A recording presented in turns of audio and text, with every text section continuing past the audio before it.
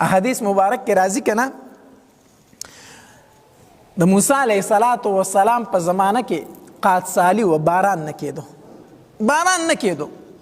نو موسی علیه السلام بني اسرائیل ته اعلان وکړو، وی راوځئ چې الله تبارک وتعالی په دربار کې جړه او فریاد وکړو چې الله تبارک وتعالی را باندې باران کیږي. نو موسی علیه السلام باران دپاره دعا کوله، ودرېدو بیان یې کو، او چې بیان یې کو دعا یې غوښته. نو الله تبارک وتعالی موسی علیه السلام ته وحی وکړه، موسی هسې دعاګانې مه غواړه، زه باران نه کوم. موسی علیه السلام د الله په دربار کې درخواست وکړه، الله ولې را باندې باران نه کوي؟ الله موسی تا ته چې دا کومه مجمع لګېدلې ده، دا کوم خلک درته راټول شوی دی، په دې کې یو ځوان داسې دی چې 30 کاله وشو مسلسل ګناه کوي. 30 کاله پکې یو بنده دی، یو ځوان دی، مسلسل ګناهونه کړي دي، ما ته یې توبه نه دی ایستلې. موسی چې دغه بنده پکې ناسي که نه، زه به تاسو باران نه کوم. الله نو زه څنګه اوس دا خو په لکاو خلک ناست دی، مجمع د غټه، نو ما ته څنګه پته ده چې کم کس دی چې هغه زره مجمع نه وباسمه؟ ته راته وایه چې دی په تاسو کې ناست وي، زه به تاسو باران نه کوم. نو الله ما ته څه پته ده چې کم یو دی. الله تبارک وتعالی ورته وحی وکړه، موسی ته صرف اعلان وکړه،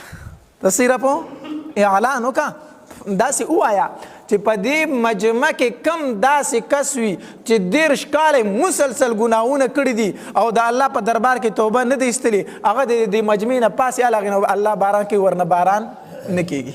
دا اعلان ته وکړه. موسی علیه السلام اعلان وکړو د الله دپاره په دې مجمع کې یو تن دی ډېر ګناهګار دی، د دې مجمع نه دې وځي چې الله په موږ باندې څه وکړي؟ باران وکړي. چې کله موسی علیه السلام دا اعلان وکړو که نه، نو هر یو تن په انتظار و چې د مجمع نه به څوک پاسي، اوس دا نوجوان پکې هم ناست دی، د غیر چاپېره کتل چې د مجمع نه هېڅوک پا نه سېده که نه، د وی یاره ګناهګار زه یم، ځکه بل خو دې څوک پا نه سېدو، خو بل پکې ګناهګار نشته دی، نو هغه ګناهګار هم زه یم دې نوجوان وي. اوس وی الله کو پاسم د مجمع نه، خو دا ټول خلک مې نو شرمېږم.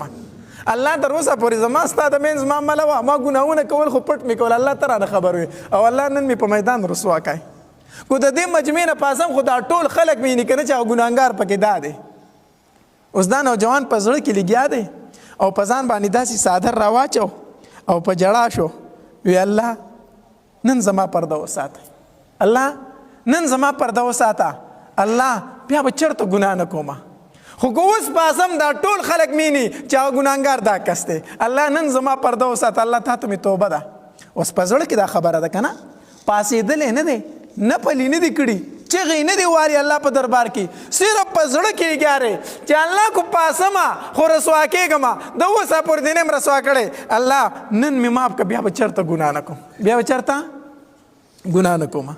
په زړه کې چې هغه دا خبرې وکړې، په دې کې په شړک باران راکې شو. موسی علیه السلام اسمان ته وکتل، وی الله ستا د عجیبه نظام دی، نو اوس خو دې راته ویلو چې په تاسو کې ګناهګار کس موجود دی، تر څو چې هغه د دې مجمع نه وتی، نو زه باران نه کوم. نو الله د مجمع نه خو هېڅ څوک هم ونه واتو، د مجمع نه خو څوک تلي نه دي، نو هغه کس خو پکې ناست دی او تا باران کېکو. نو الله تبارک وتعالی ورته وفرمیل موسی هغه په زړه کې توبه ویستله، هغه په زړه کې څه وکړه؟ هغه په زړه کې توبه ویستله او ما یې توبه قبوله کړه. الله توبه ویستله. موسی علیه السلام د الله په دربار کې درخواست وکړو، وی الله خو یې راته ښیه که نه، دا کس خو راته وښیه که نه چې دا څوک و، الله دا خو راته وښیه که نه.